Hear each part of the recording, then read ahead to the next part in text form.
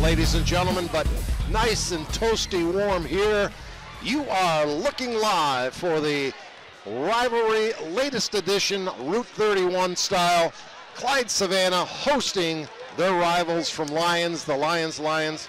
Good evening, everybody, and welcome to high school basketball on Finger Lakes 1. I'm Dave Barnick along with Matt Verkey. Matt, these two teams, the players, live close by, no strangers to one another. Clyde was coasting back, I think, December 10th and at Lyons, only to find themselves in a dogfight, escaping the Lions' den with a one-point nail-biting victory. Since that time, both teams have had successful campaigns. Lions losing just 2 games, including a heartbreaker to East Rochester by a point, while Clyde, one of the few remaining undefeated teams in Section 5. They want to keep that streak going. Lions wants to put a bad taste in their mouth. Good evening to you, sir. Hey, Dave. Yeah, this should be a great game tonight. You know, Lions has actually won on this court the last 2 years. Last year they came in and kind of upset Clyde and were able to gain a share of the league title. So I'm sure Clyde has that on their mind. They want to get a win on their home court. And like you said, last game was a game where Clyde got out to a big lead. I believe they had a 12-point lead headed into the fourth quarter.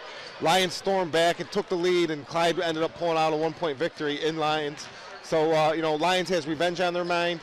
Should be a great atmosphere and a great game tonight. And the JV's got things revved up for this sellout crowd. Only a pre-purchased ticket got you entry into this gymnasium tonight here in Clyde. And great atmosphere. It's super to see the kids, the adults out for bragging rights, not only in the Wayne County League, but particularly in these two communities. As we look at the standings, East Rochester has been playing everybody tough.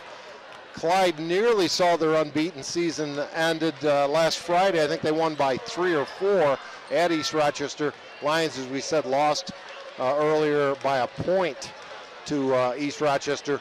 And one thing, again, Clyde was favored last year. They have to be considered significant favorites again this year. And one of the guys in Coach Zach Young's rotation, who he relies on for quality minutes, won't be playing tonight. Yeah, Fair's out. He's out with an injury, and you know, he's somebody who might not show up in the box score a lot, but he does a lot of little things for Lions, so he's going to be missed tonight. Lions is going to need somebody besides Damon Hunter and DJ Long to step up tonight, whether it's Scott or maybe PA. He played good against Minders, but they're going to need another scorer to compete because Clyde has 5 guys who can score the ball. Lions really relies on Hunter and Long to do a lot of stuff. So I think Lions is going to have somebody unusual needs to have a big game for them tonight in order for Lions to pull this out. And even though Lions staged a big comeback only to fall a point short, I don't know what you think, but I'm not certain that Lions would, if falling behind by double digits tonight, would fare as kindly on their opponent's home court. Yeah, a much larger court besides. Sure. You know, Clyde's obviously got the crowd in their favor tonight, so that's going to be against Lions. And, you know, this is just a huge game. You know, I talked earlier, Clyde's lost the last 2 games of Lions on this court, so I'm sure, especially these seniors, they've been looking forward to this game all year, defending their home court, and they really want to win bad. And, of course, one of the things that we noticed when we got here as we look at Class C2 sectional points. So we might see these guys meet again. They could. We talked last night on the Hoops podcast that I had a chance to do of Newark and Geneva possibly meeting again. As we hear the loud public address announcer, Chris King. And don't think we'll fight with him right now. No. We'll let him do the announcement. But what I started to say is we noticed some postings when we got here at Clyde. They are having a retirement of something you can relate to, of downtown Terry Brown's jersey scheduled for this Saturday. And I recall looking in some of those Section 5 handbooks and seeing different names in there. One of them was Terry Brown's that I recall, another by the guy by the name of Matt Verkey, whose name was very prominent with some stellar scoring efforts in the annals of Section 5 basketball history. Yeah, Terry was an unbelievable player. Obviously, he played in a national championship game with Kansas against Duke back in '89, '90, I think it was. And I grew up coming here and watching him play. My dad being athletic there at Lions, he always took me to Lions Clyde games. And what a player, what a team those guys had back then. And of course, when you mentioned your dad as athletic director of Lions, I remember a guy named the Eraser who played for him. Oh yeah, Elgin Riggins. Elgin Riggins. We'll stay right here for the singing of our national anthem by Miss Mary Kent.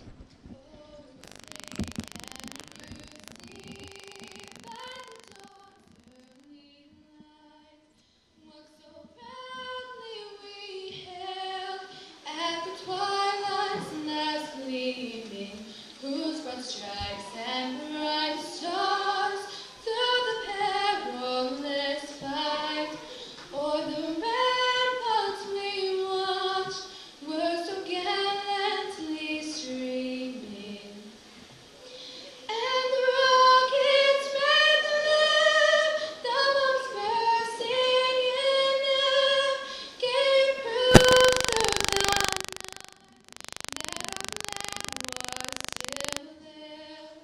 Oh, saved us that star-spangled banner yet waved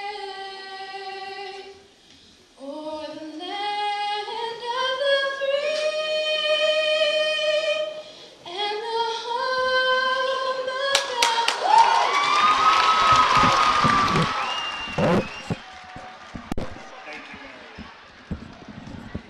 That young lady, a sophomore here at Clyde-Savannah, Mary Kent. And we've had a chance to see both these teams perform earlier in the season. The unlucky opponent in those cases was the Miners Academy Blue Devils. And we also got quite a performance in the warm-ups by a number of Clyde players just jamming it down. Yeah, Clyde's very athletic. They, 5 or 6 different guys were dunking in warm-ups. They got the 2 big guys, Bogans and DeSanto inside, and their guards can really athletic with Fennell. So the starting 5 for Lions, Matt, we have listed Josh DeSane, T.J. Smith, Damian Scott, Damon Hunter, and D.J. Long. That last trio, Damon, DJ, those are the go-to guys for Coach Zach Young. It's got to be another fine coaching job for Zach Young this year. Yeah, he's done a great job in his years at Lions, obviously winning the sectional title last year, and he's got this team playing really well also. I'm waiting for Michael Jordan to come through. We expect the starting 5 to be Jason Groig, Joe Fennell, Cam DeSanto, Michael Turner, and Jomaine Bogan, who's shy off the court in front of a microphone, but very prominent on the court. Yeah, these guys got a great team. We saw them here before. Number 3, Joey Bagno. This Friday, by the way, Finger Lakes won, staying in Wayne County, and it'll be the Wayne Eagles taking on Newark, potentially a very good matchup. Arguably Newark, who just knocked off Geneva, who knocked them off earlier, and these Clyde-Savannah Golden Eagles all could have bragging rights as the top team in the Finger Lakes this year, Matt. You know, Newark went into Geneva and got just a huge win. Obviously gives them a shot at the league title this year. And then Geneva kind of struggled with Miners the other night, so they're kind of licking their wounds a little bit, but I'm sure they'll bounce back. Coach Miller does a good job with those guys. So, and then I think if a week from this Friday is when the Wayne goes to Newark, which, you know, should be a good game. Bill Loftus and Ron Plummer, your officials of tonight's contest. The JVs found themselves in a somewhat surprising intensity, surprising for them, I think. Lions prevailed, although Clyde made a valiant comeback, 63-54 in the preliminary. But right now, it's varsity basketball action, and about to jump it up will be DJ Long and Joe Main Bogan. I really look for Clyde to try to pound it inside early with their big guys. Lions got some quick kids, athletic kids, but they're not real big. And the tap controlled by the Golden Eagles. We see DeSanto and Bogan both like to score, and they both like to pass to each other, although an early turnover there. Corner shot, doesn't go. On the break, Bogan's, and one.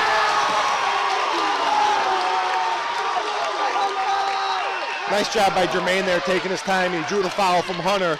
A chance for a three-point play here. And even worse is that Hunter gets the foul, and obviously for Lions to stay in this game, they're going to have Hunter in the game the whole time. Bogan had that look about him as we see the replay of wanting to fly and sky and jam. The defender got there, and he wisely went for the lay-in.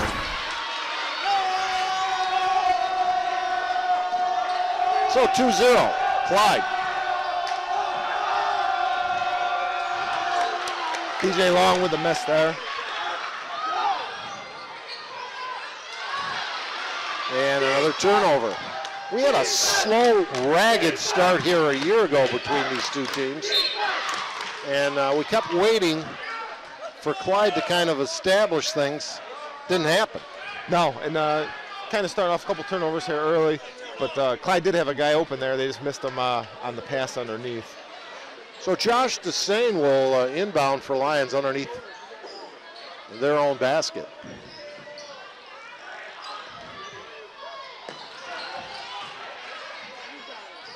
What a sweeping move, won't go, but to the foul line.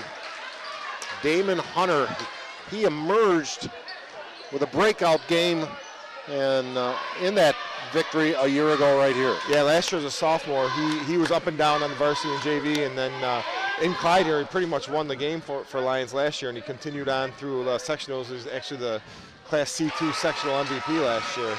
So he really got things started here, got a lot of confidence, and took it from there. With a feathery touch from the free throw line. He's a scorer. He can get to the hole. He can shoot the three. He's got the full package. And nothing but nylon again. Well, Jason Doig, kind of one of the unsung guys for Clyde, doesn't score a lot generally, but handles the ball, and we got a tie-up. That's where Clyde wants to go. They got Hunter guarding Bogans down low, and Bogans has 5 or 6 inches on him and a bunch of weight. So I look for him to keep going in there, but Hunter did a real nice job there tying him up. And we saw full court pressure, 2-2-1. Yeah, Clyde, in both games I saw Clyde do this year, they pressured most of the game, 2-2-1, doing a little trapping out of it. They got the athletes to do it. The Golden Eagles at 12-0. Looking at the zone for Clyde-Savannah. Tough inside. Too hard. Rebound. Yes! And the foul. TJ Smith, a nice contribution there, getting a rebound going up and got a foul on. They got the sandal on the arm apparently.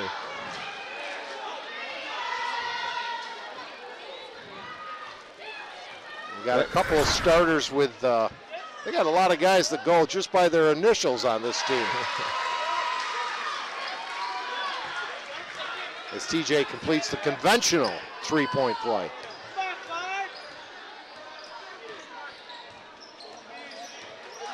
And the guests from Lions, 5-2 with the early lead. Lions is really packing it in. Almost looks like they're playing a triangle and 2 or a box and 1 of some sort. And leaving a couple guys in Clyde wide open and guarding DeSano, Bogans, and Fennell. And Clyde stepped on the end line there, Matt, and I think that's about the 4th or 5th turnover here early. Yeah, Clyde wants to get out and transition a little bit. Their half-court offense has been stagnant so far.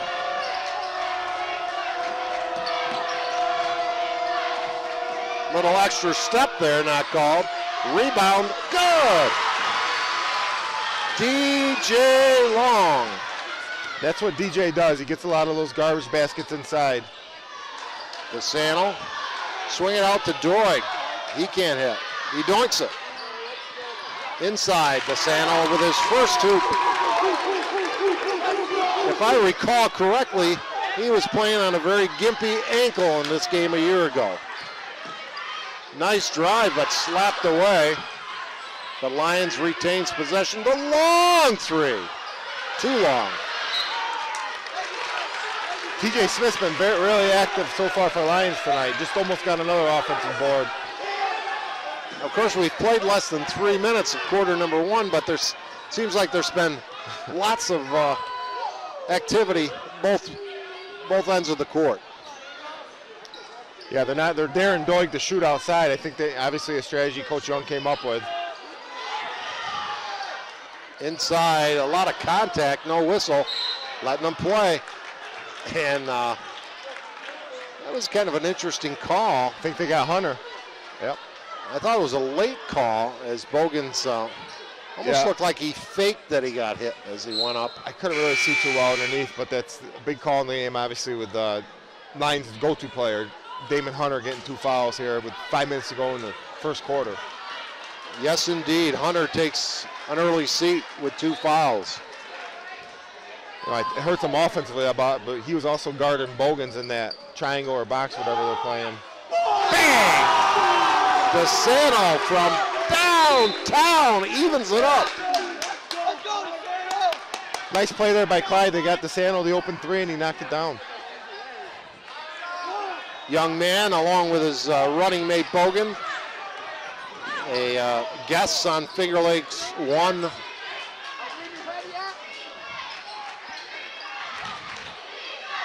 So nothing but touchdowns for each team up there. 7 up. Nice move, but they couldn't convert. Here come the Golden Eagles looking to run. And that ball sailed out of bounds.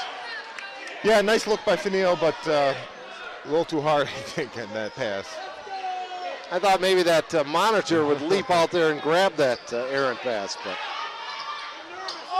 near steal. It is a steal, then it's lost. Lions retains.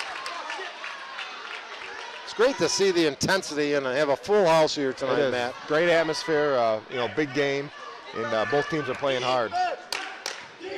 And the expertise of Jim Sinacropi and Jeremy Hunt. They have us perched here at midcourt in Clyde. Lions turnover. Nick Dercola Jr., the athletic director, successful football coach, who tells me somewhere in this gymnasium his father is watching the game as well. And there's a shot of the current AD. Clyde a chance to get the lead back. They led 2-0. Doig passes up the open jumper, but he gets the assist instead as Fennell with a bucket. Just on the 3-point line. Yeah, Doig isn't much of a scorer, and they're really leaving him wide open, but he's a smart player. He does a great job of running this team. Trying to get inside with not a lot of room, and the bomb doesn't go, and here comes the Golden Eagles. Turner on the rebound. Fennell for Doig tried to get it inside. It's tapped out of bounds.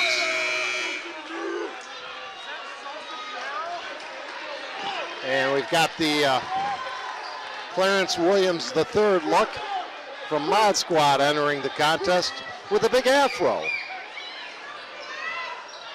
a reference there to an old television show that my former broadcast partner used to enjoy immensely. That's Chris P.A., who just picked up a foul, by the way. He is known affectionately as Teddy Bear, on a nickname given him, I'm told, by the Finger Lakes 1 broadcast crew on a different game.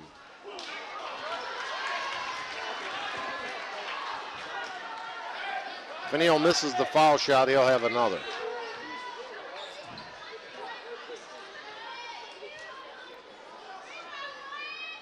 And this one rims out as well. Not a bad form, but he went 0 for 2. PA with the rebound.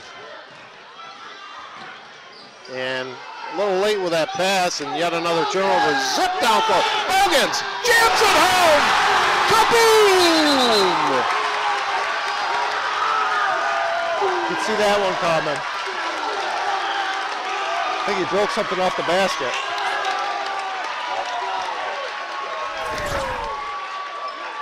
I couldn't hear you, Matt. Something fell down off the basket when he dunked it. That's, whether it was a piece of gum or mouth guard, I'm not sure. That only counts as 2, but that got all the Clyde people on their feet. Bogan's there, nearly with a careless foul. And a good timeout by Lions. And let's tell our listeners about Generations Bank. The things you value in a bank are the deeply rooted values they've held for more than 140 years.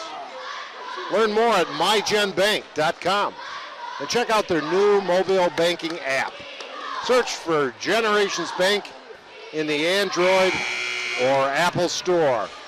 11-7, Matt, and a thunderous dunk by one, Joe Maine Bogan. Yeah, in high school, usually when somebody gets a dunk, it really gets the crowd on it, gets the players hyped up. So not a bad. I know Lions got caught in a little trap here, called timeout, but not a bad one anyway. Settle things down. Coach Young's got to get these guys settled down a little bit. Clyde's on a 7-0 run since Hunter went out of the game. And that score on our monitor, I think, is shorting Clyde 2 points. It's 11-7. There we go. As Lions tries to calm things a little bit. Bogan on the point way out front. Clyde's playing a 1-2-2, it looks like, and they're going with a big guy out front to really distract the Lions players. Pretty move by Hunter, and a big hoop for Lions.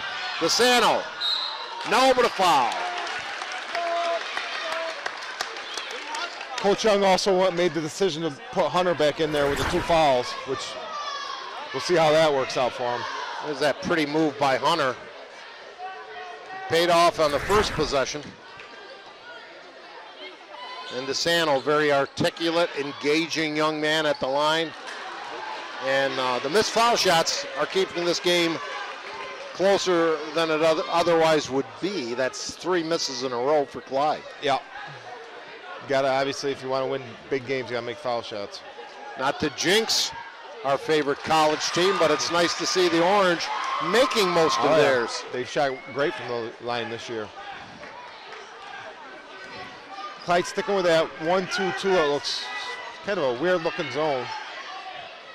And Lyons spreads it out. Lots of contact, no whistle. Great feed! Hunter finds PA for the bucket. The weak side guard's got a drop on that and cut that off.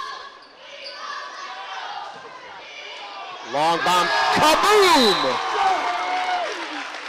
The 3-pointer by Joe Fanil, and a timeout. Yeah, Coach Jackson wasn't real happy with the defense by Clyde down here at this end. He wants to see a little more effort, I think, at the defensive end. And there's Fanil with the 3-pointer. He knows what to do with that ball when he gets it. Again, I'm Dave Barnick along with Matt Verkey here. We're talking more important, a win by Lions would keep at least their hopes alive of winning or sharing the Wayne County League. They are 2 games back in the loss column, but it's those bragging rights in Wayne County between the 2 rivals. Pressure broken nicely that time by Lions. Yeah, this is a big rivalry, whether they're playing well or not. It just makes it that much better that both teams are at the top of the league this year. A little too hot to handle inside, and the pass goes off PA out of bounds.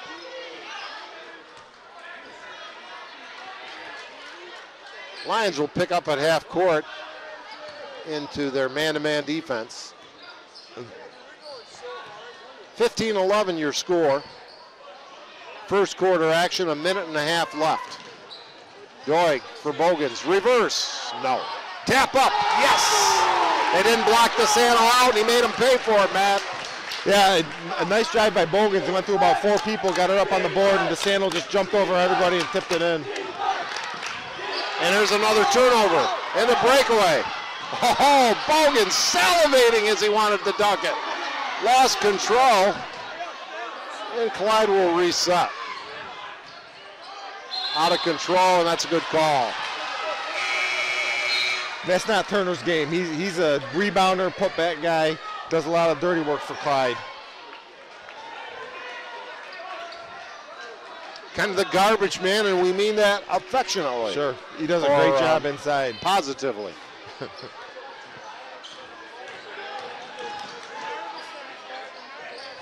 (17-11).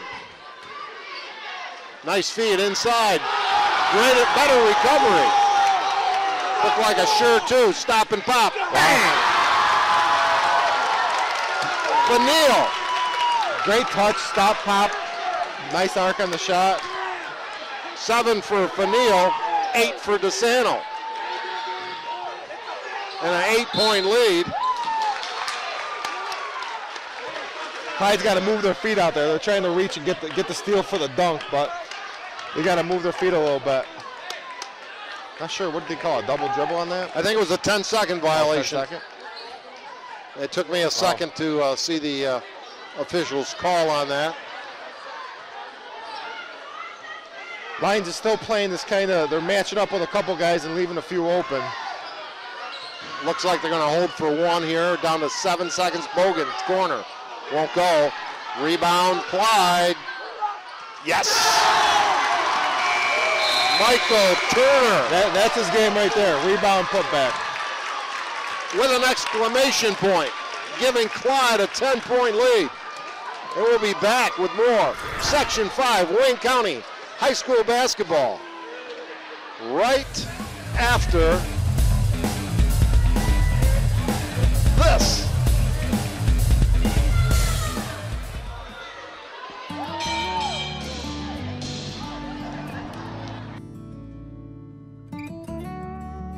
We hold on to the things that really matter.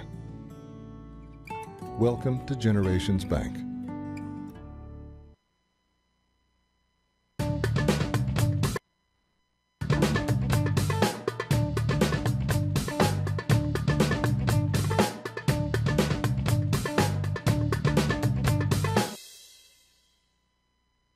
Hi, I'm Jody Torrio. If you're like me, you've got stuff lying around the house that you want to recycle, but you're just not sure how, like broken toasters, vacuum cleaners, or microwaves. At Seneca Meadows, we have a drop-off for those. Bring in anything with a cord, and we'll make sure it's recycled properly through our partnership with 2TRG. It's that easy.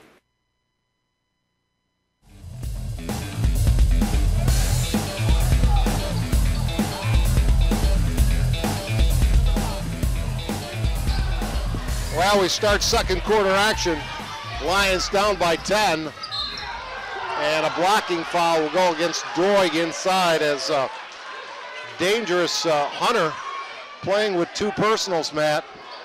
That's the toughest call in basketball, of course, that charge block. Yeah, Doig saw it coming. He just didn't get his feet set, apparently. And a big call in that game, because that was 3 on Hunter to start the second quarter. Would have been big trouble for Lions, obviously. I think Lions led, was it 7-4? Yeah, Clyde's on an 18-4 run, now 18-5 run. Hunter makes the free throw. He'll have another. Good. Very nice for him at the line. He's perfect so far there. And an 8-point lead for the Golden Eagles. Lions in a conventional 2-3 zone now.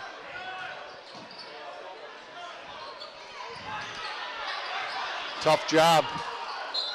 And Turner, that's what he does. You know, they didn't really love that shot by Bogans. It looked a little forced, but Turner got the rebound and got 2 foul shots out of it.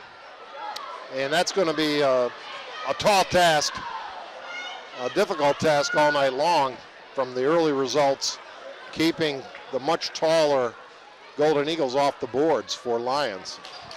Another missed free throw, though. Fortunately, despite the 8-point lead, could be more like 12-13 if they were hitting those.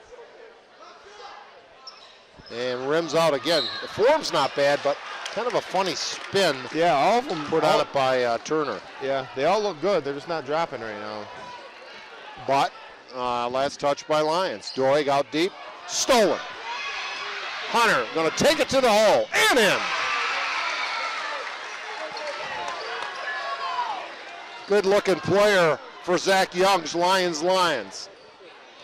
Speaking of Lions, former coach, athletic director Steve Veeder in attendance.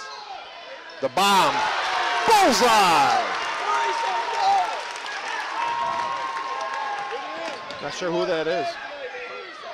Wearing jersey number 30.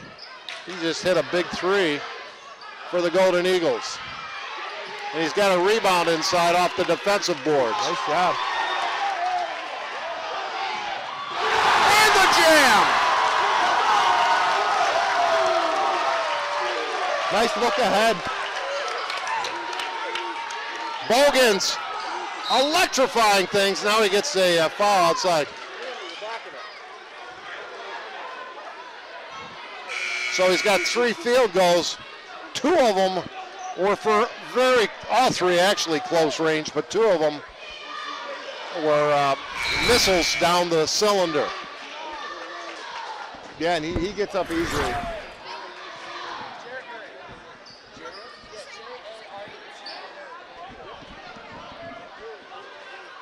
Well, Jarrett Murray, the player who was out there, he's now back on the bench. Yeah, hit a 3, got a big rebound. Nice contribution. Lions no, Bogan the rebound.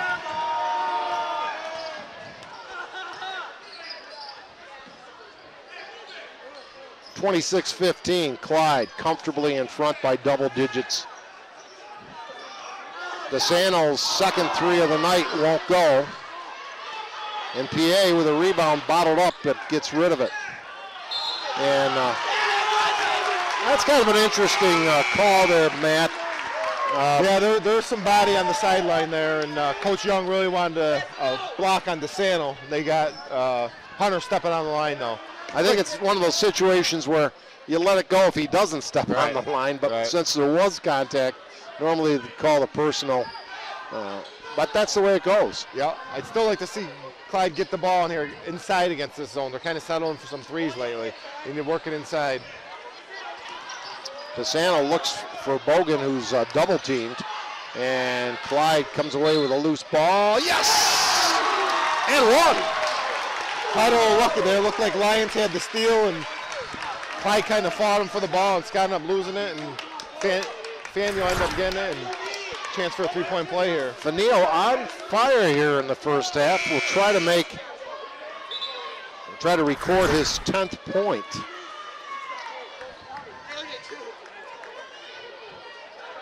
And Lions kind of in that dangerous zone here of trailing now by 13. Make it 14 with the old knuckleball from Faneuil. Our first player in double figures for either team. Clyde sticking in a 1-2-2 here. The bomb from Hunter. Back rims it. And too many Golden Eagles inside. That could have been a foul, and instead, a missed layup, but the rebound put back up and in. Johnny on the spot by TJ Smith. It looked like the Lions player wanted to dunk it. Bang! Faneuil, where he hit from a couple of minutes ago, resulting in yet another Lions timeout. Yeah, when he's making threes, they're obviously that much harder to beat because everybody focuses on DeSanto and Bogans, and then you got Faneuil hitting down threes.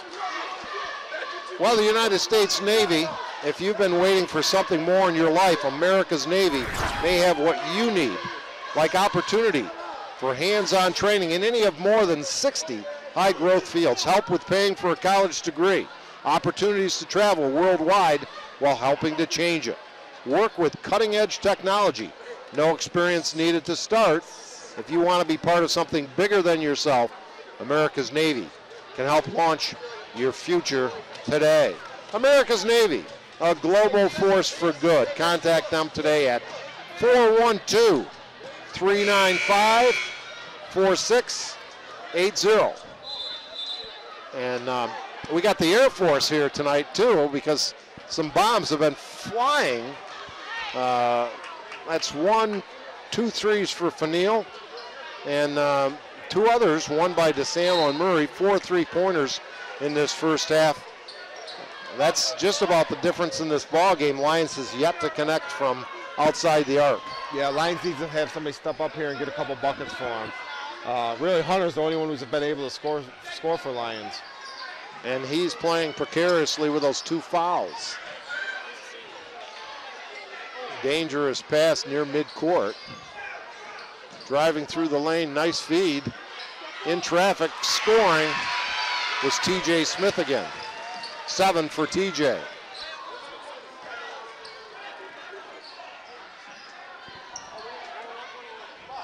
We see Cal Felker in the game for the Golden Eagles. In fact, they'll look to switch sides, and now they go double low post. Put lots of contact inside off the picks. Was that Wesley Welker? Inside move, Faneuil, bang!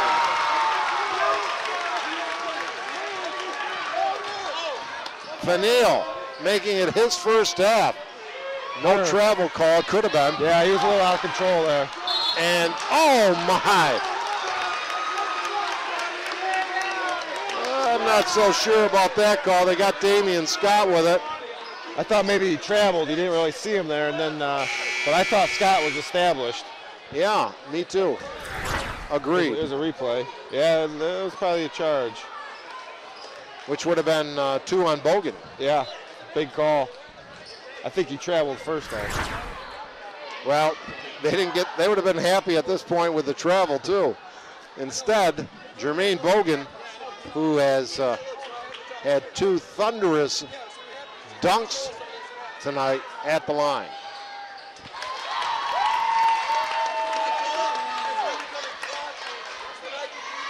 And I would say his running mate DeSanto and Jomaine Bogan's kind of cinch locks for first team all-league honors this year, and they want more than that.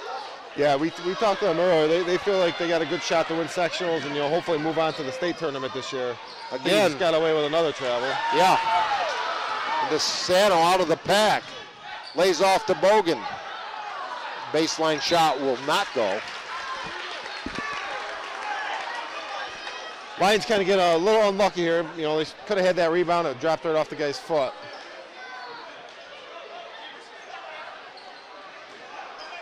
Lions needs a couple of stops and a couple of hoops to narrow that deficit as Faneuil's feeling it, but he didn't get that one. Tricky dribble behind the back, taking it to the lane. And then a Lions reach-in foul by DJ Long. Damian Scott was making the effort to go inside. I think Turner got it. Yep. Michael Turner went into overdrive.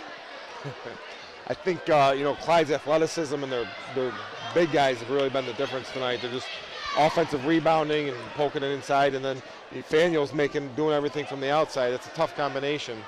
And, of course, they're playing at home. They can run, which they like to do, and they can play it tough inside as well. Clyde's starting to knock down their foul shots now, too, so that's not a good sign for Lions. They are 2 points away from doubling their arch rival score. Make it one.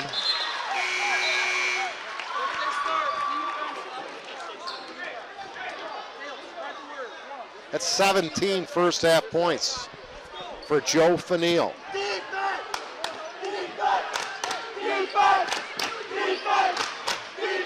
Playing a boxing one on Hunter now. Going for the juggler. Yeah. As you said, the only one who's showing much life offensively. Nice move, won't go. Little intimidation factor against the taller team, but sticking with it and earning a trip to the line is DJ Long. Yeah, nice job there by Lyons getting the ball down to DJ Long. DJ can score from the block. He does a little bit, inside outside, but that's not a bad option for Lyons to go down on the block when Clyde's playing that boxing one. Now at halftime, I expect both coaches will be telling their troops, don't forget what happened in game number one. Sure. For very different reasons. Right. And, that was a game, obviously, Lyons was down big, and they came back and took the lead at one point in the fourth quarter. How about Coach Tim Jackson reminded Clyde of that a number of times this week. 2 free throws by DJ Long for Lyons. The lead at 16. Inside Bogans, good help from the weak side. Yeah, I think if Bogans goes up with 2 hands and catches that, he's going to have a layup. He tried that one hand. If he catches it with 2, does a drop step, he's got an easy putback. I'm wondering if I'm having a little reminiscence here I'll share here in a moment. Fanil, the bomb. No. That's kind of a heat check there. And we got a reach-in foul on Clyde. I remember playing against a particularly tall team some years ago, obviously. And we practiced against the second team, used tennis rackets to defend. That's an interesting tactic. I don't know, you've never had that experience? No. I'll tell you what worked about it. Our hands were very sore from those guys clubbing us with a tennis racket. I bet. So Lyons making 3 free throws in a row here. Probably the last thing Clyde wants to do is put Lyons on the free throw line because they're having trouble scoring. But maybe this will help Lyons get back into the offensive flow a little bit. And Damian Scott misses the second. That was his first point of the contest with just 2.5 to go before halftime.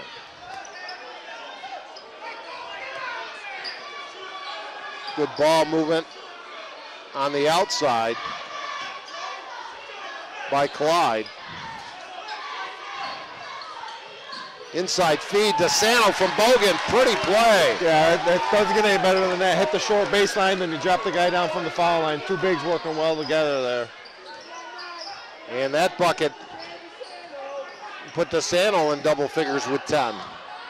Nice play, and the lay-in the other way by Lyons' TJ Smith, who's giving Hunter a little help now on the offensive end, but down 15. DeSano drives, leaves for Bogan. Could have gave it right back to him, a little late there. But he finds the cutter with a lay-in. It's in and out. I don't know how that didn't drop. DeSano, a very good passer. Yes, both big guys, Bogans and DeSano, are good passers. And that time Turner did a nice job of cutting, find the open spot. A ball that was pretty much down, and then they got Clyde coming over the back, so chance for Lyons to walk down the other end and hit 2 free throws here. And a word for the officials by the always sartorially resplendent coach Tim Jackson on the Clyde sideline.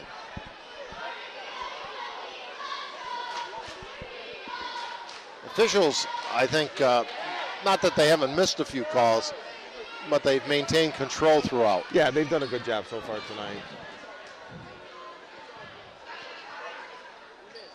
Nice free throw. Maybe the sweetest form I've seen by a player this year. Hunter, now he's made 5 in a row. Let's see if that puts the old hijinks on him. That usually happens. There it is. Nope. In fact, they've only missed 1 free throw the entire half. And that's why it's 13 and not about their makes and Clyde's misses. There could be about 20. Yep. On the perimeter, Fanil. Bogan loops it, cross-court dangerous pass. Clyde still has it, Fanil will take it. Little hook pass, Bogan's inside, yes. Nice job there by Clyde taking their time against the zone. They felt it out, and Fanil did a great job getting inside there, penetrating that zone and finding Bogans for 2. Well, Bogan only with 9, I say only. He's not in double figures as Lions hits. But at halftime, his 2 buckets are what everyone's going to be talking about. Sure. And that was a little too easy there by Lions. Clyde kind of fell asleep on defense. There's Hunter's 3rd foul. He made it all the way to 40 seconds to go in the 3rd quarter. Second quarter. Zach rolled the dice and got it inside a minute. He played a long time before picking up that 3rd. And if you're going to pick up a foul, you don't want to do it 40 feet away from the basket either. Just really, obviously Hunter, I'm sure, regrets it, but not a smart play on his part. You're 35 feet away from the basket, just reaching in, and he's too important for Lions. He's got to realize that he needs to be on the floor. Fanil, nothing but net. He's up there in Terry Brown and Matt Verkey territory for points and a half. He's having a really nice half.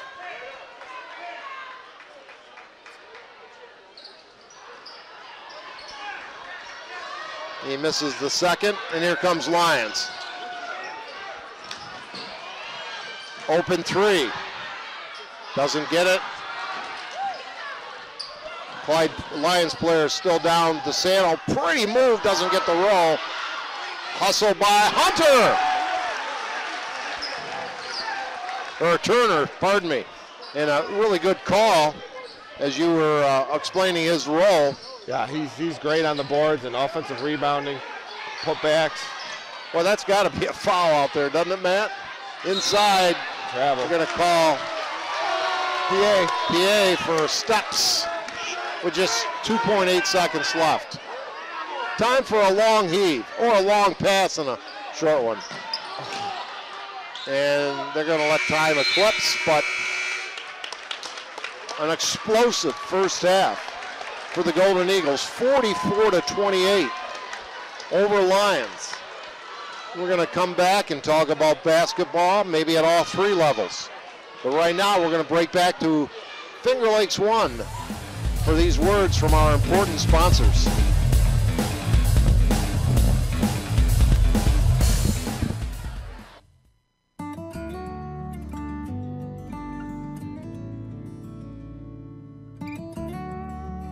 We hold on to the things that really matter. Welcome to Generations Bank.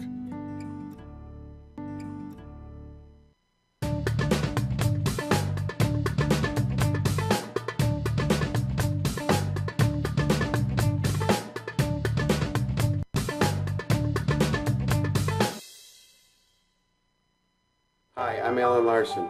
At Seneca Meadows, landfill gas is used as fuel to generate electricity to power between 12,000 and 18,000 homes. And because this fuel is burned at high temperature, it doesn't go into the atmosphere. To learn more, watch our videos at senecameadows.com.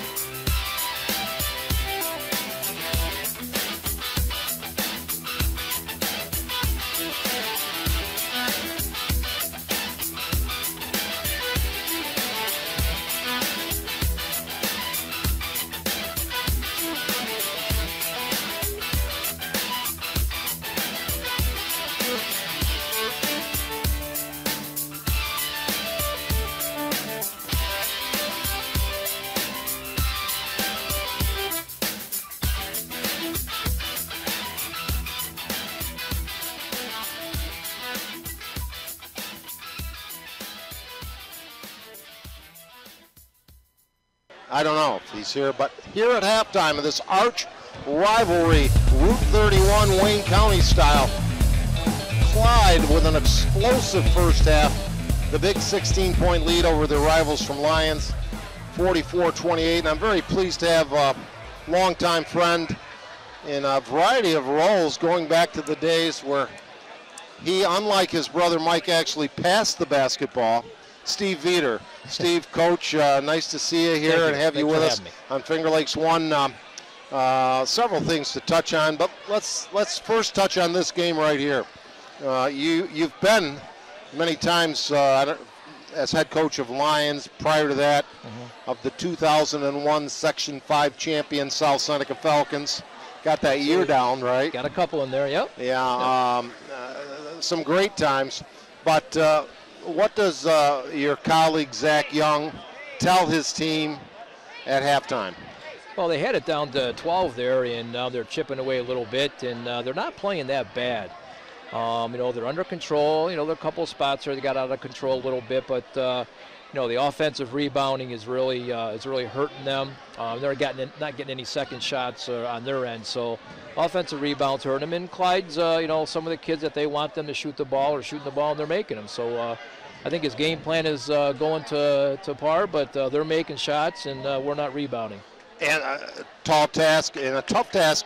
He had to roll the dice because they were down with Hunter on the bench with 2. He decided to put him back in, which helped their team considerably. And then he picked up that third with just about 40 seconds left. Yeah. So they're going to need to find some other answers in the second half. Yeah, he's obviously, maker for our team. He's so talented, and he's, the last few games he's been playing very unselfish. And if he plays very unselfish, he's got some kids around him that can play too. So he's, having him on the floor is very, very important to Zach. We know there are some minuses involved in the demands of high school coaching, whether that's parental interventions, difficult fans, the long hours. But what are the things you miss the most, Steve? Probably the things I miss the most is, preparing for games, the matchups, getting kids ready to, mentally to play more, not just physically, but, practice planning. And, those are all fun things to do when you're scouting, hanging out with your coaching staff, going scouting, and just having a good time, enjoying it all. And we were talking prior to airtime, your son, Damien, on to Nazareth. Devin's on to Nazareth. Devin, yep. excuse me. Yep. And I'm sure, from experience, he's still close to home, and you get reports from Mom who works there. Mom works there, but, and I can tell you when your son goes away, mine being in California. Yeah, good David. Yep. You really, when you hear about other people seeing their kids play and going to the different games, you really appreciate those times. It's priceless. Watching him play for 4 or 5 years, and your son was a great player at South Seneca, and they're just priceless days and the great memories that we have. And you're so highly regarded not only at Lions, where you continually put in your time, but you're missed and very well liked and respected for your years at South Seneca, Steve. Well, thank you. It was fun. So my best to you and your family, and thank you for joining us. Appreciate the here offer. on Finger Lakes 1. Thank you. We'll be back. Can we take a timeout for 60 seconds or so and be back with more halftime activities? Thanks, Steve. Thank you.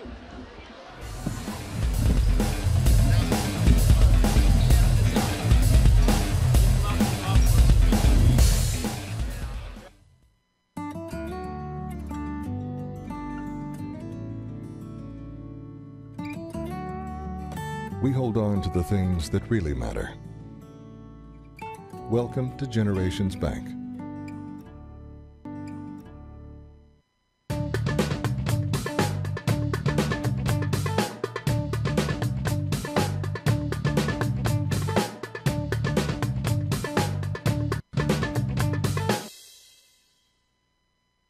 Hi, I'm Alan Larson.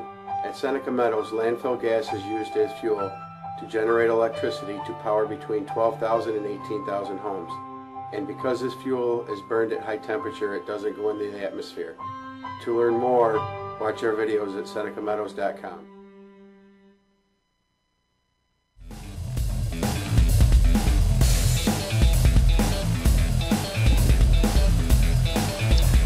Clyde-Savannah comfortably in control here by 16 at the half, but don't go away.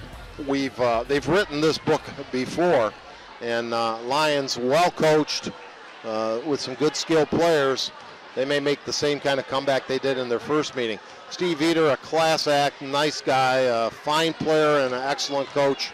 And actually the South Seneca team he coached, he had a couple sectional titles, but they were very unlucky to go up after winning the sectionals against the Buffalo traditional team, who had brought in basically a recruiting type team.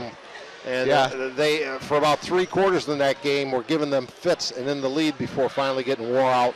Or they may have went on to Glen Falls themselves that year. They had a very special team. Yeah, there's the Section 5 teams have played Buffalo traditional a lot. I know Minders played them in '94 when Bobby Marco's team went to the States and upset them. They had a bunch of good players then, and a couple guys who went on and played Division I basketball for traditional. And Lions actually played traditional a whole bunch in the mid-'90s as well. So, you know, a lot of history with some of the Section 5 teams playing against Buffalo traditional. But yeah, I remember those South Seneca teams, and you know, Steve did a great job with those teams.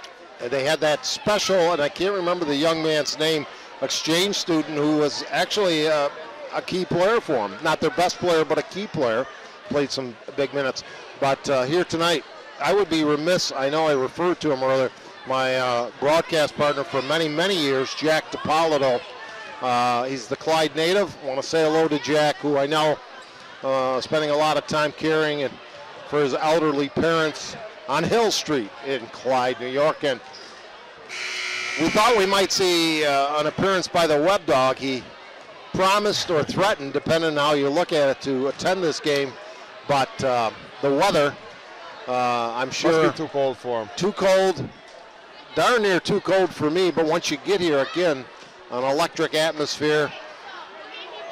Anything you can add to Coach Feeder's comments is what Lions needs to do to get back in this ball game? They need to find some scoring, for one thing. It was what I would say, and rebound the basketball a little bit better.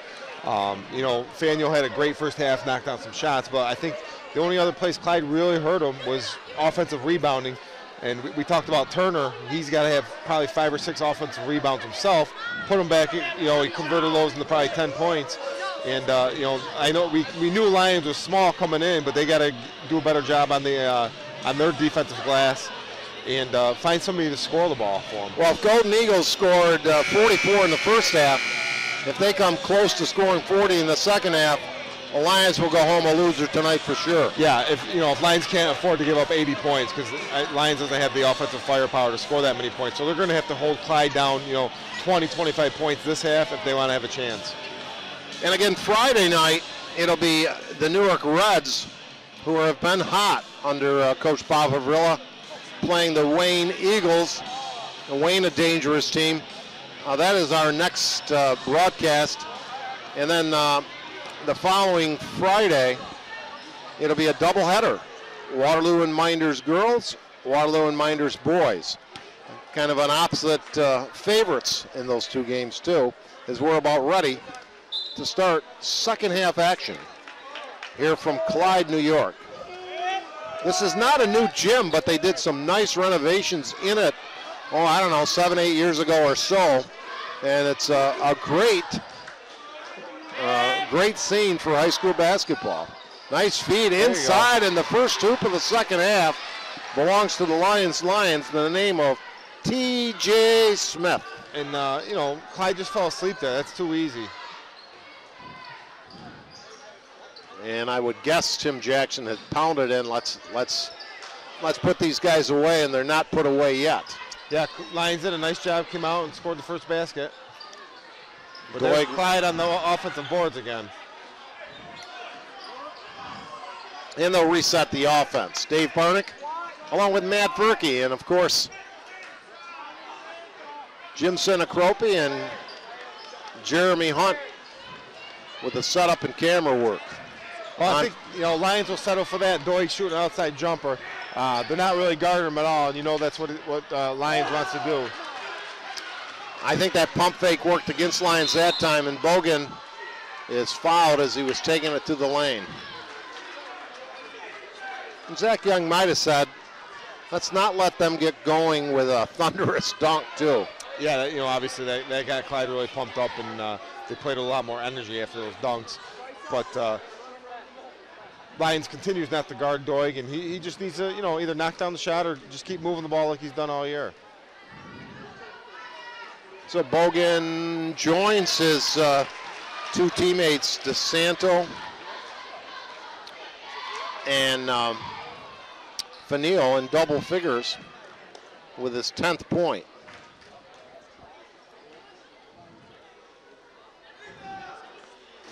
He misses the second. And here comes Lyons, down 15. Open three. Going to be partially deflected by Bogan and saved by Clyde. Good presence by Fanil, who was open underneath. They didn't see him.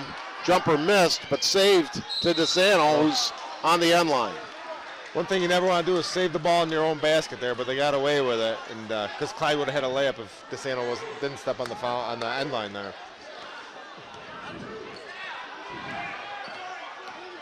Driving to the lane, and that was too hot to handle. Still, though, that's kind of easy. Got in the lane. Clyde looked a little confused as to what defense they were supposed to be in and who was supposed to be where. And if he lays that off a little softer, that would have been a layup. I think he was in position to finish it himself as well. He could have done that also. But you think twice about doing that when you're among those taller players inside. Nice move and one. Michael Turner.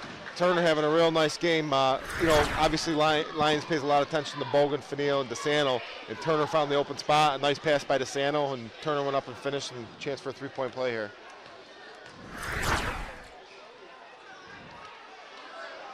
And he gets it.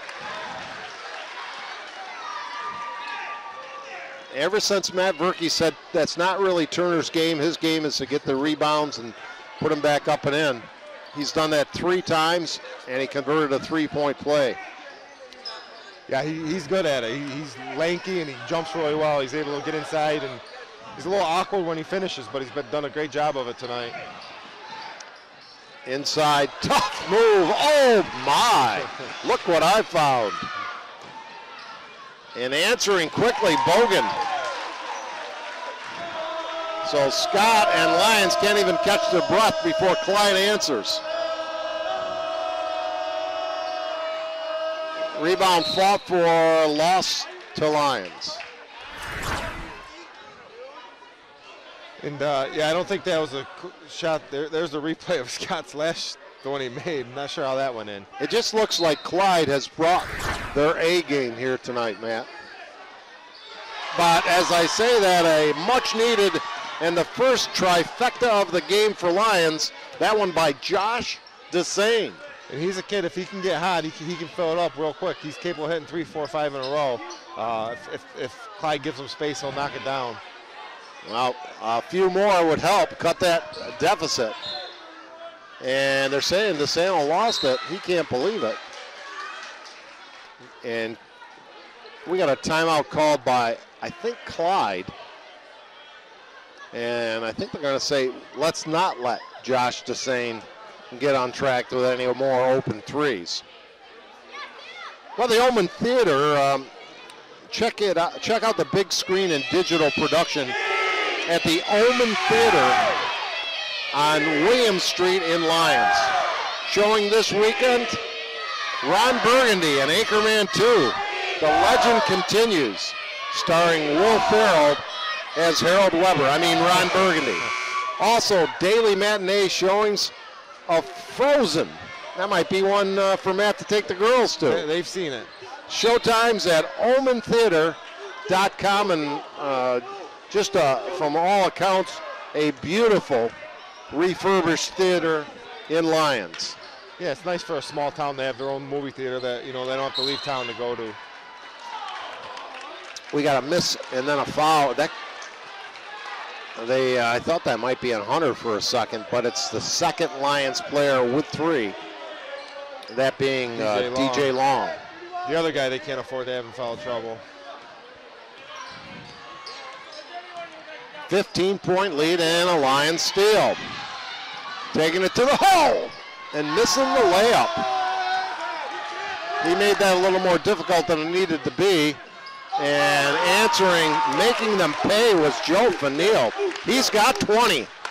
A little bit of the opposite there. The big guy running the break, leading the point, and left it for Fanil, who does a nice job of finishing.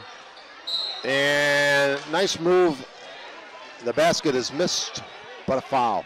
Yeah, I'm impressed by the passing and ball handling abilities of the Clyde big men. Yeah, I talked about it a lot when they really beat up on Miners pretty good. This team really shares the ball. They seem to have very good chemistry. They don't really care who scores the ball. But when they come with the intensity that they've had tonight, they're a tough team to beat. They do everything well. I don't know if you caught that last camera shot of Jeremy Hunt showing the policeman here at Clyde. And the reason they're smiling is they have just towed Matt Verkey's car from a restricted area. They might have. I think I was parked in Nick Nicola's spot out there. I am kidding, I hope. And 1 out of 2 for Hunter.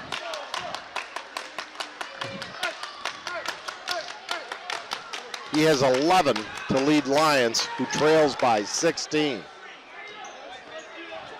DeSanto, pop-up J, won't go, but they'll get another chance. That's kind of a settle there by DeSanto. Just, one shot in a contested 18-footer. They can get something better than that.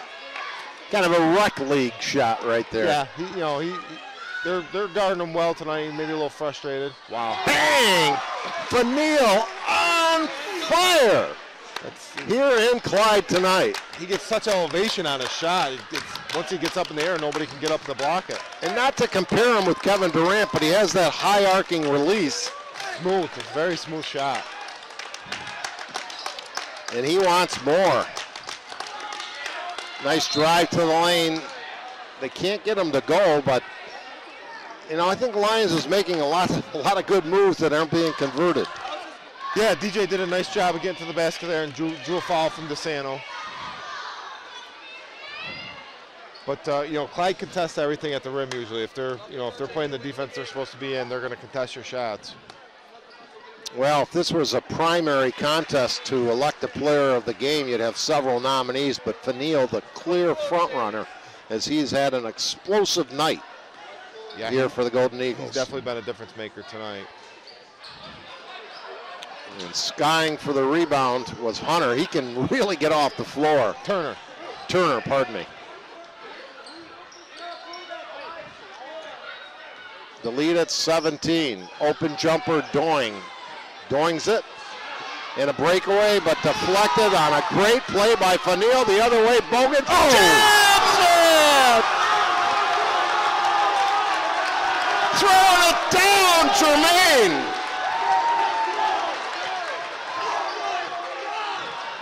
And a pretty reverse layup the other way. And DeSanto may have re-injured that ankle I spoke of earlier.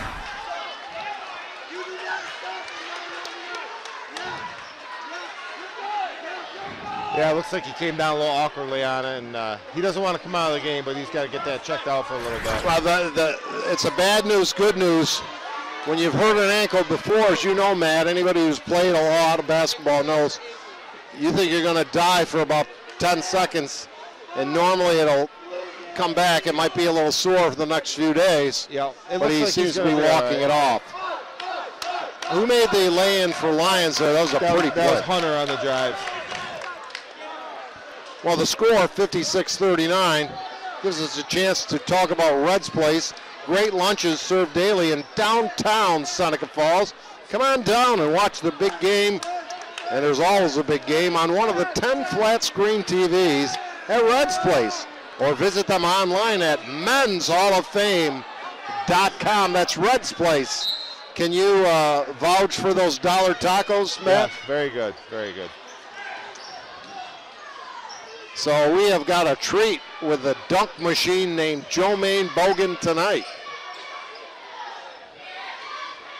PA was kind of underneath him on that one. He didn't look too happy after Jermaine dunked on him. And Fanil's shot, good-looking shot, won't go. And, wow, great job just to get that long pass by Lyons. And losing control, going to be called for, a foul. Thought he might get called for steps. Yeah, I didn't see much of a foul. I thought he lost his footing a little bit. He was determined to go the hole that time, and it looked like he kind of tripped a little bit. So you're saying Chris Pay, PA may have got the old posterization? Yeah, that he was underneath him when he went up and dunked it. You know, you feel, despite Clyde in control with a 17-point lead, that Lions still pushing hard to get back in it. Yeah, you know, Lions kids aren't going to quit. They got a lot of pride, and, you know, they've been in this position before. Little push off to try to get some room, but the shot is short, and Peyton Manning overthrows Darius Thomas on that one as they were going for 6. I think that would have been another dunk there, too. You don't think they want another one or so, do you? I'd like to see Faniel get out and dunk one. He can really jump for a guard. And kind of a force-up 3, no good, and not the shot that Zach Young wants. No, Hunter trying to get something going. You know, it's not a horrible shot. Obviously, if he makes it, it's a great shot, but a little early for that one, I think. Cal Felker gets his first playing time of the second half in the game, and he gets the layup right on time. Nice drive by Turner, laid it off for Felker. That's the kind of unselfish play that championships are made of. This would, we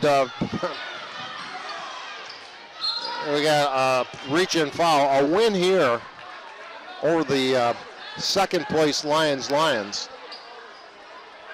It won't clinch it, but it will put some real distance between Clyde and the other also-rans, Lions and East Rochester. It'll give them a 3-game lead over East Rochester, North Rose, and Lions. So inside, and I think we're going to have steps called, yeah. Lions trying so hard to make it work inside, but it's like those battles against some of your older relatives and Big Brother when you were young, Matt. Yeah. Till you outgrew them, right? Yeah. Clyde's got some big guys in there, and they're real athletic and tough team to score against. Felker thinks about the 3. Inside feed to Hunter, no. A nice job by Hunter, or by Felker, who was the recipient of a fine play a minute ago from Hunter, and he tried to give a little payback. From Turner. Right. I've done that a second time. Yeah, and you know, I thought Turner didn't need the double clutch there. He could just went up and went right over PA, but he drew the foul at least.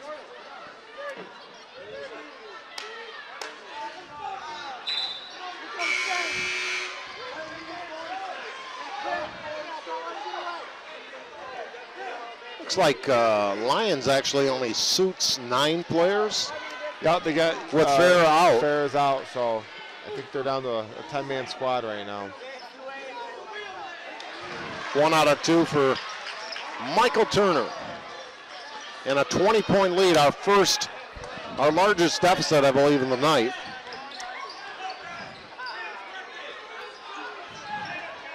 And I doubt Clyde will let up until there's maybe a minute or so left. What a pretty lay-in by Lions. Yeah, Hunter does a nice job when he gets in that lane. He's a great finisher against the bigger guys. He's a good athlete. Just needs to put on a little bit more weight, and he'll be even better finishing inside. He's got 15 to lead the Lions. And we're going to get an offensive foul called.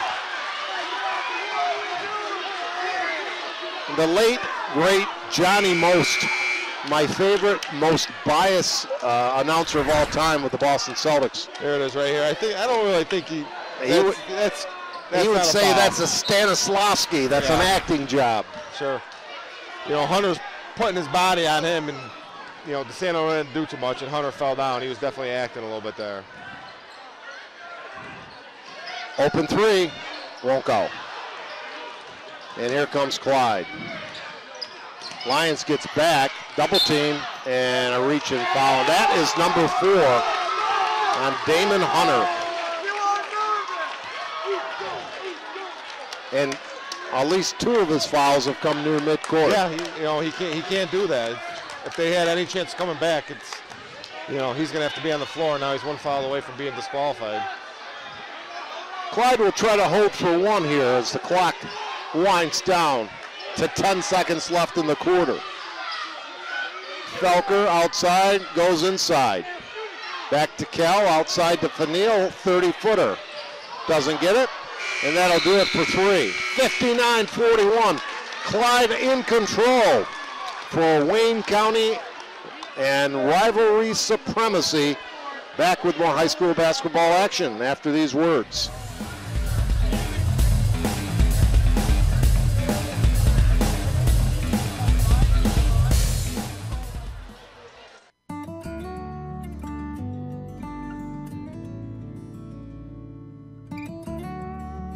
We hold on to the things that really matter. Welcome to Generations Bank.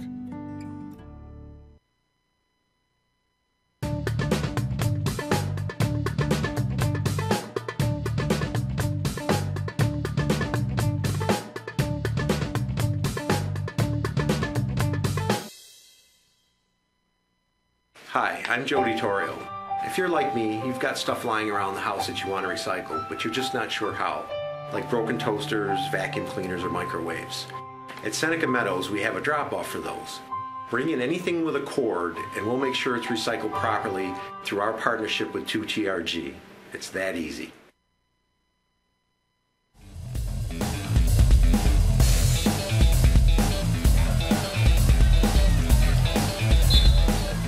We're in Wayne County, where the broadcast crew will again be this Friday. Catch all the action, Wayne at Newark this Friday. Safe prediction, these two teams both play the following Saturday, February 1st. Jim Sinacropi will not be at either of those games. True. As he'll be watching Kevin Korzaneski's Duke Blue Devils against the Orangemen. And right here, Lions needs to rally quickly. Oh, yeah. And offensive foul will negate the basket and end the night for Damon Hunter. That's a tough break. The young man upset with himself, played heroically, had a couple of not best fouls when they're that far away from the basket. And they all call it a night, making the uphill climb even steeper for Zach Young's team. Easy call. Lyons was only outscored as, I don't know if she's upset with the call. I would think she doesn't look too happy. Jeremy does a good job finding these people, doesn't he? He does. I think, Lyons has had some nice comebacks this year, and especially against Clyde. But I think Hunter fouling out kind of will take some of the air out of any hopes that Lyons had of getting back in this game. Because, he's their only player who can really create his own shot. And he does so much offensively for Lyons that they're going to be at a loss here without him, obviously. And I don't even think Lyons has played that poorly, much like Steve Veter said. I just think Clyde has been bigger and better. Yeah, Clyde is a good team when I said it earlier, but when Faneuil plays as well as he did, then you got Bogans and DeSano. Obviously, they're two star players. And then Turner's doing what he's doing, and Doig's kind of running the show. They got a little bit of everything, and they've done it all tonight. Clyde only outscored Lyons by 2 in the third quarter, but trading baskets in the second half is fine with Tim Jackson, I would say, at this point, with the 18-point lead. Yeah. Bogan inside DeSano, lost it, gets it back, fires it up. No, but Hunter, no, but a foul. And Turner, Hunter just fouled out, Turner at the line. Turner, impressive. Yeah, a lot of teams, they pay so much attention to Bogans and DeSano boxing those two big guys out that, Turner just, I would imagine he's their leading rebounder because he just does all the dirty work inside and allows those guys to kind of roam around and do what they, do their own thing, kind of look for their shots a little bit more. He has 9 and could be the 4th Golden Eagle in double figures if he converts this free throw.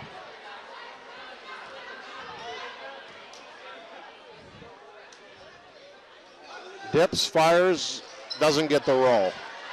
A ferocious, high-flying rebounder who combines leaping ability with going nicely to the weak side, and then with the rejection, the old Spalding burger. Lions gets it back, extra step not called, scramble, lots of activity, save, stolen back. We got a wild one going on here, and a foul called, an offensive foul called. And Zach Young does not like that, is on the court telling Bill Loftus just that. There's the block by Turner. I didn't really see what happened on the offensive foul there.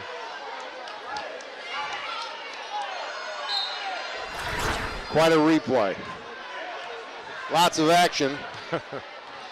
But the bottom line, Clyde comfortably in front by 19. Little sky hook. Pisano. I haven't seen that from Cam before, but that's a, can't block it. The old half hook. Give him a dozen. Now the steal. And the land by DeSano. Got a feeling as we have a timeout, had he not dinged that ankle earlier, may have wanted to emulate teammate Bogan's jams. Yeah, we saw him in warm-up dunking pretty easily. There's a nice turnaround hook shot. And, Cam's a great athlete, tight end on the football team and sectional championship football team. We got a timeout on the court as we watch this replay. And that scramble, and DeSano with the land. Yes, and Section 5 talks back for an online discussion of tonight's game and all the teams of Section 5.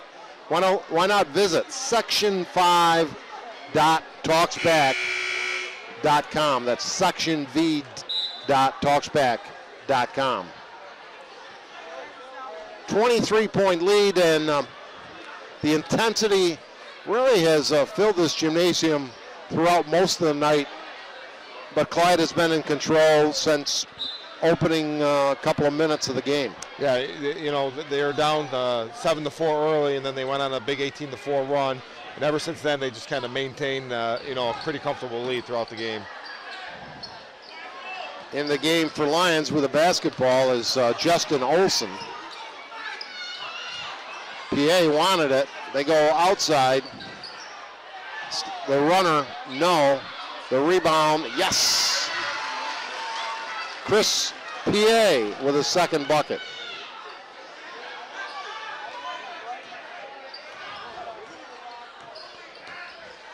Doig loops it inside Bogan, stripped and taken away, and then thrown away, but off Bogan. Bogan was looking for a foul on that. He couldn't really tell down low. You like that? I like the personality of this Clyde team too. Yeah. They they don't let much rattle them. They do a good job. They play good defense. And their two big scorers like to give it to one another. Yeah. They got a lot of nice pieces. My question would be their outside shooting, and Faniel was able to do a good job of that tonight. They don't have a lot of great shooters. But they're obviously very athletic. They play well together. I'm real impressed with Turner. He does so much for the rebounding the ball. He does a lot of little things. And then, when Faniel shoots the ball like he did, they're tough to beat. Yeah, I think you had a great assessment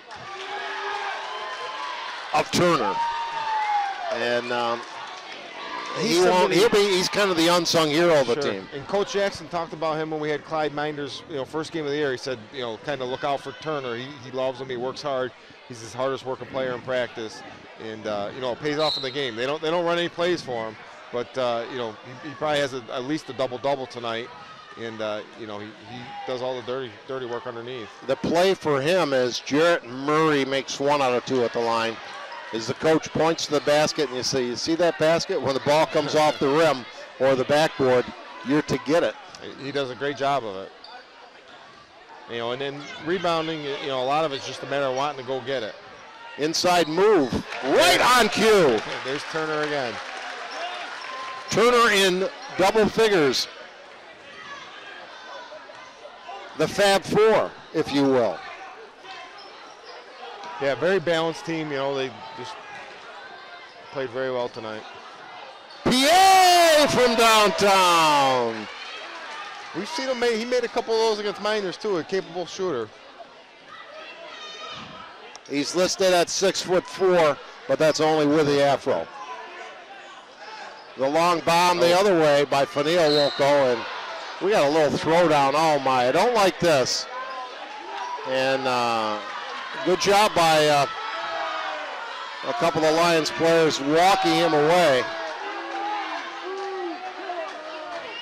That's one, and they're calling the intentional. Yeah, I think he shoved him down. That's one of those, if you watch collegiate basketball, that they're going to review. And then he kind of stood over him as well. I think that if he hadn't done that, yeah, it might have just been a hard foul. Yeah, you can't do no taunting or anything like that, obviously. And last thing you want to do is see somebody get hurt in a game that's not really in question anymore. That'll put Cam DeSanto at the line, and he nets it. And he'll have another. And then possession, I believe. Yeah, he should get probably 4 free throws here, I believe. 2 for the technical, 2 for the foul. They may, in fact, make it to 80 tonight. He misses that one. Not sure. I think must be two in the ball. There was no foul? Because they should be in the one-on-one.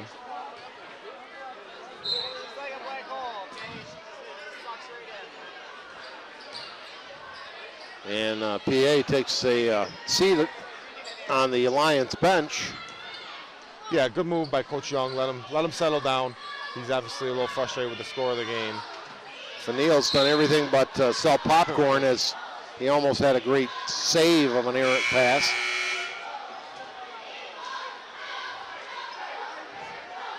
And Cam DeSanto, good move here by Coach Jackson, perhaps, of saying, well, we've had a great night. We have a big lead. I don't want to take any chances with that ankle getting twisted again. Yeah, I like the move. Set him down. And a pretty lay-in, but then going PA back in the game, and he gets the basket and one. He kind of hangs out around the basket, too. He's got a couple putbacks tonight. He's got the Wes Unseld look, if you remember that undersized center of the former Baltimore Bullets, now the Washington Wizards. And where did Wes Unseld play his collegiate ball, Mr. Verkey? No idea. Louisville.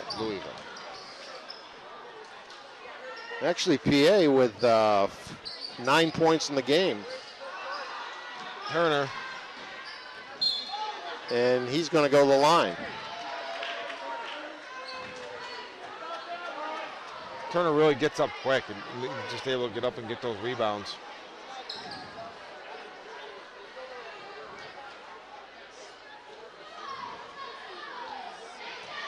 Chance to add to his 11 points.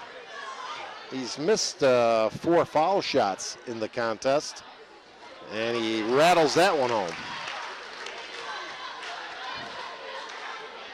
So people will be learning how to pronounce the name Masahiro Tanaka, as the Yankees have opened the purse strings for a pitcher from Japan who was 24-0 last year. Yeah, hopefully that works out for him. Last time they got a Japanese pitcher, it didn't go so well. Ouch. And the ball was off a Clyde player, and Michael Turner gets a nice round of applause. He's hurting a little bit there on the sideline.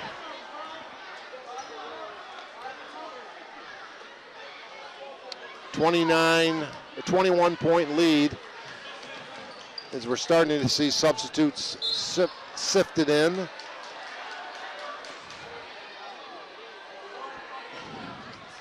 Dave Barnick along with Matt Verkey, Finger Lakes 1 manager and owner Jim Sinacropi, and our great ace cameraman Jeremy Hunt.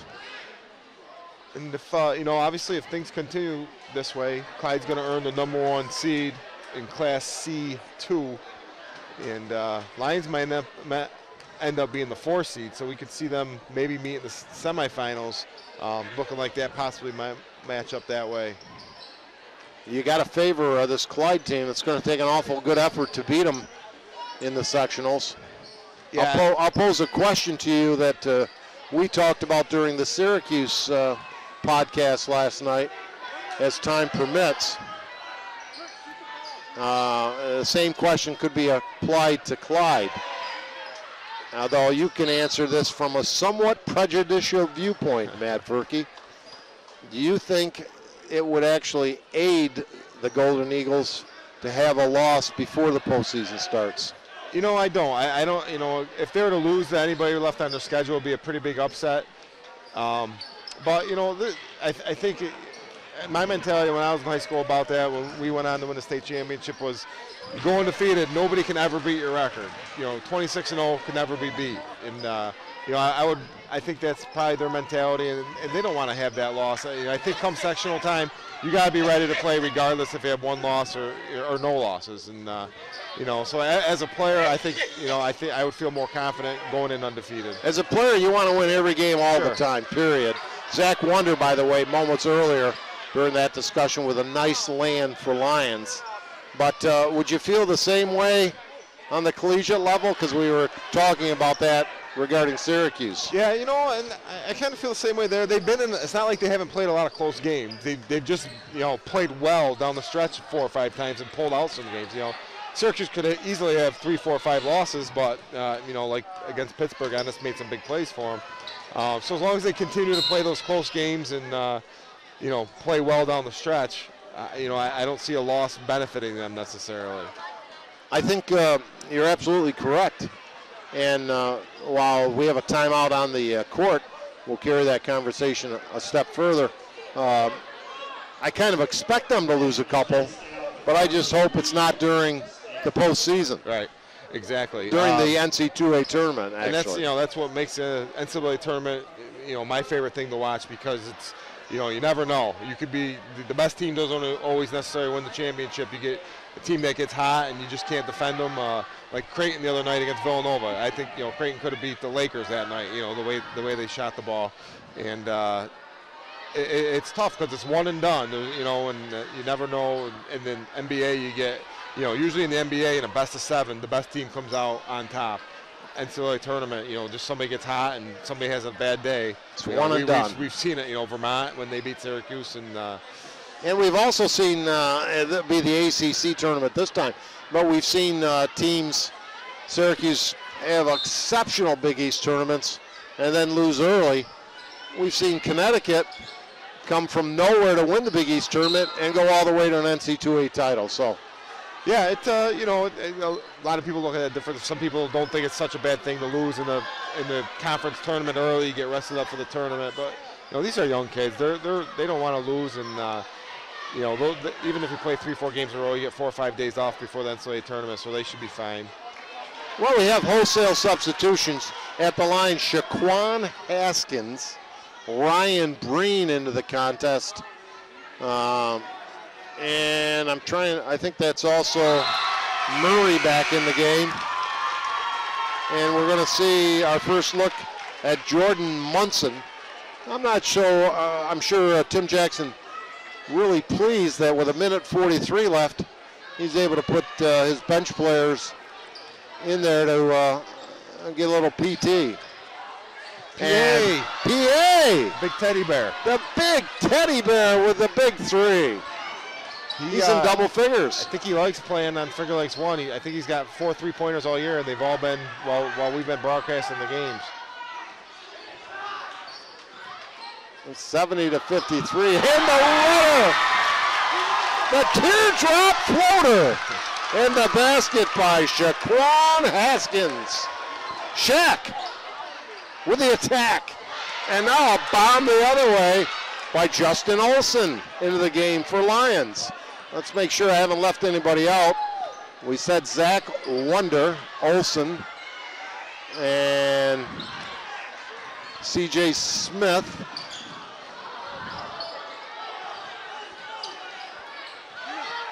PA wants more. He's feeling it. He's back. He's back for more. It's all the threes you can take buffet. He's going low. Turnaround jumper. Oh. No. He has some moves. Here's the long bomb outside. Back irons it. PA knows what to do with the basketball, and he'll go to the line for 2. Nice to see these kids hustling, giving it their best. 16-point lead for the Golden Eagles. Paced tonight by 23 by Fanil, 15 by DeSanto. Bogan with 14, including 3 jams. Yeah, besides the dunks, really, Bogan was kind of quiet tonight, but he had the 3 exciting dunk plays, obviously. And he picks his spots because his first basket was that nice land as the defender closed late. PA might end up being the leading scorer for Lions in this game or close to it. And now Clyde goes inside. No, they really wanted Munson to get a bucket. And this game is in the books. The Golden Eagles of Clyde-Savannah defeat for the second time this year and get the lucky number 13 with a 72-58 victory over their rivals 8 miles down Route 31 of the Lyons Lions. We'd like to tell you that Seneca Metals is responsible waste management for the next generation. See how they do it by watching their videos at SenecaMetals.com. And we thank them and all our fine sponsors bringing you Section 5 high school basketball on Finger Lakes 1. We'll be back with our post-game show after this.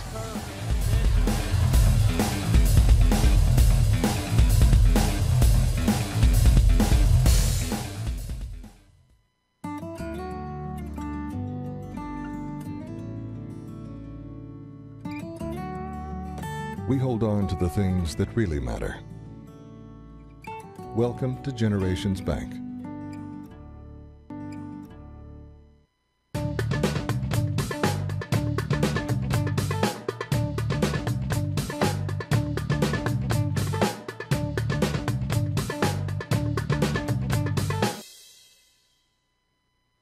Hi, I'm Alan Larson.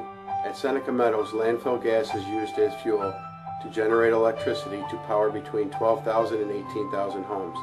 And because this fuel is burned at high temperature, it doesn't go into the atmosphere. To learn more, watch our videos at SenecaMeadows.com.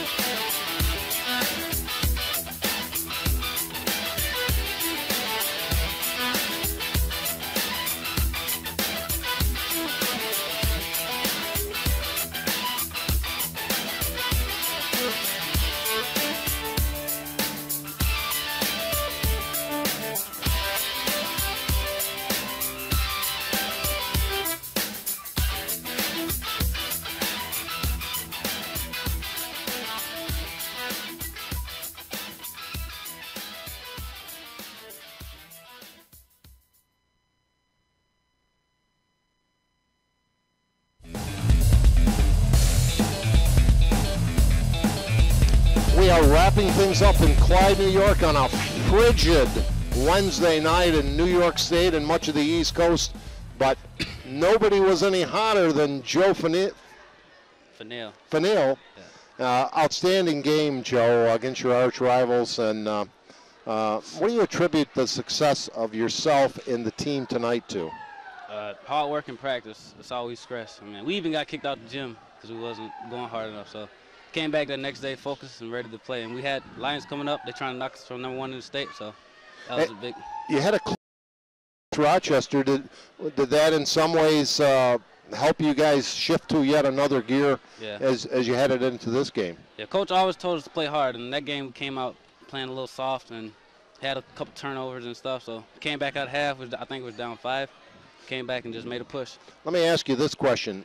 Tonight and in looking forward to tonight when you were practicing, how many times do you think Coach Jackson referenced not to let down against the Lions because they had that big comeback at you at Lions and almost pulled it off? Yeah, he always tells us to don't let it repeat of what happened last couple years. We had them up, and they came back and beat us here twice, and then came back and beat us the 1 year up there. So we didn't want that to happen 3 years in a row. So. Well, your team seems to have an awful lot of answers. You play unselfishly. You have the 2 big guys who like to score themselves but like to give the ball to each other. Mm-hmm. You have, I want to make sure I say it right, Turner. I've been calling him Hunter all night.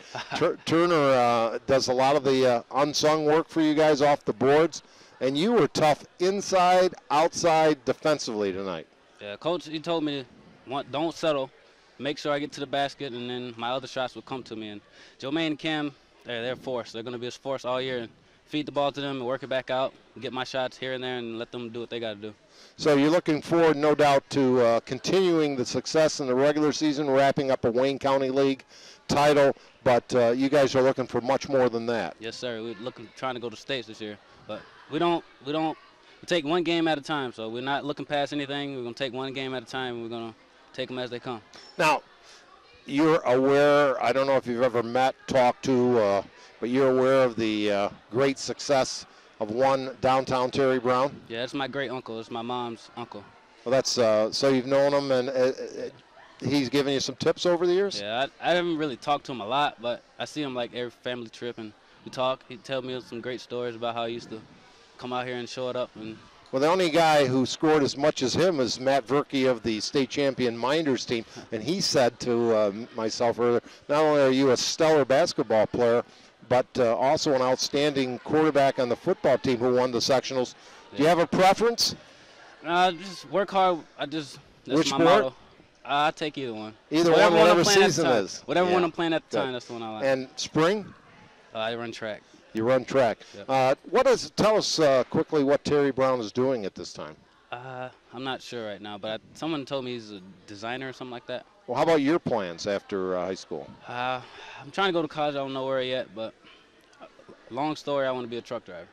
Really? Yeah. Okay, well, you did some pretty good driving here tonight, and you also hit 3 trifectas. Yeah. And it was a great win. We thank you for taking a few minutes with us tonight. Yep, congratulations. Good luck to you and all your teammates on the Clyde-Savannah Golden Eagles. CS #1. All right. Thanks. That is Joe Fanil with a great contest. Unofficially 23 points in tonight's contest. And we'll run down the scoring and then have Matt join us. He led all scorers with 23. Cam DeSanto with 15. Cal Felker, a bucket, 2 points. Michael Turner, let me add these up, 12 points. One of 4 Golden Eagles in double figures. And as Matt had alluded to, probably the leading rebounder. Shaquan Haskins, a bucket, 2 points. Jermaine Bogan, 14 points, including 3 riveting jams to electrify things here in the sellout crowd at Clyde. And Jared Murray with 4 points, including a trifecta. On the other side of the ledger for Zach Young's Lyons Lions, who fall to 8-3, it's Josh Desane with 3, Zach Wonder with 2, Justin Olson with 3, C.J. Smith actually had the 3, pardon me. T.J. Smith had 11, 3 for Damian Scott, 15 for Damon Hunter, 7 for DJ Long. Chris P.A. with 14 points, second leading scorer off the bench for Coach Zach Young's team. And Nick Farah, again, I think he starts most of the time. He's certainly in the rotation, unable to play tonight due to an injury. And Matt, as we look at the remaining schedule, we got Clyde has Ganonda, followed by Red Creek, Sodas, North Rose, Wolcott, and Marion. It would be an upset. They could, Yeah, you know, I think North Rose Wolcott has been playing well. Ganonda, North Rose might have a shot at him, but obviously, you know, it would be a big upset. In those other 3 games, Clyde should roll through them. So, you know, Clyde's in a great position now to finish the season off. And, you know, like Joe Faneuil was saying, they take 1 game at a time, which is obviously a great approach. And, you know, Lions got bounced back now. Tonight's Wednesday. They got to play Friday. They play Williamson. Then they play Minders in their home court on Saturday. So, you know, they got to put this one behind them and move on and get ready for a tough weekend. But they're a dangerous sleeper team as the sectionals do approach. Sure. They just need to, you know, Clyde's a tough team to play against. They're big. They're just as athletic as Lions. And, you know, most time when Lions are playing, they're going to be quicker and, you know, a little bit more athletic than the teams are playing. And tonight, you know, Clyde was much bigger and more athletic than Lions. And, you know, it really showed. And, you know, when Hunter played in foul trouble all night, that takes a lot away from his game and Lions' approach to the game. So, you know, Lions will recover and, you know, they'll still have a nice shot at they're probably not going to win the league title now or be able to tie for it, but, you know, get ready for sectionals and just continue to get better and better. And Clyde gets the sweep of the season, regular season series. They could again meet in the sectionals. And not that Lions played all that poorly tonight, but Clyde just too much firepower, had the answers. Faneuil inside and outside, DeSanto, Bogans inside, Hunter on the, Turner on the boards. And what I like about Clyde is this the 3rd time I saw him play. The first time was the first game of the year here against Minders, and it was sloppy. Minders hung around. Then we saw him play at Minders, and Clyde blew him off the floor. And now Clyde comes in here and beats a good Lions team, beats them handily. I think they're just continuing to improve, and you know, I really like the makeup of this team. They got a little bit of everything. They got good role players. They got good, you know, big size. They can handle the ball. You know, this is a team that can go pretty far this year, I think. Well, Matt, good working with you as always, and a pleasure for myself to have the opportunity, thanks to Jim finding a way to have me do some of these games. I greatly appreciate that, and to all our viewers, it's been great being with you here again tonight for this Clyde victory. So we thank you, and while I was interviewing Joe, did you go start my car for me? I didn't get outside yet, Dave, sorry.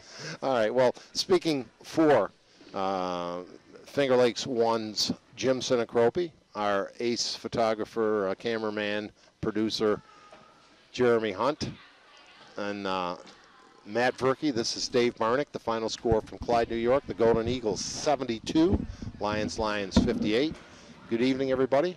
Hope it warms up, and may the force be with you.